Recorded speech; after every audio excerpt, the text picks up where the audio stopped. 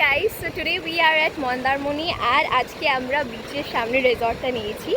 আর এই দেখো just private beach, এখান থেকে বেরোলে বিচটা দেখা যাচ্ছে, কি সুন্দর লাগছে আর পুরো হাওয়া দিচ্ছে। এই যে আমার দিদি, দেখি কিতে ব্লগটা করি, বেঙ্গলিতে এখন তো করছি ফিলহাল, বাট স্লোলি যে ওই যে ধারাটা দেখছো দাঁড়াও জুম ইন করে দেখাই, ওই যে কীভাবে কত জুড়ে করে আসে আসে আসে আসে আসে একদম দীঘার থেকে আজকে আমরা মর্নিংয়েই ক্যাব করে এখানে এসেছি।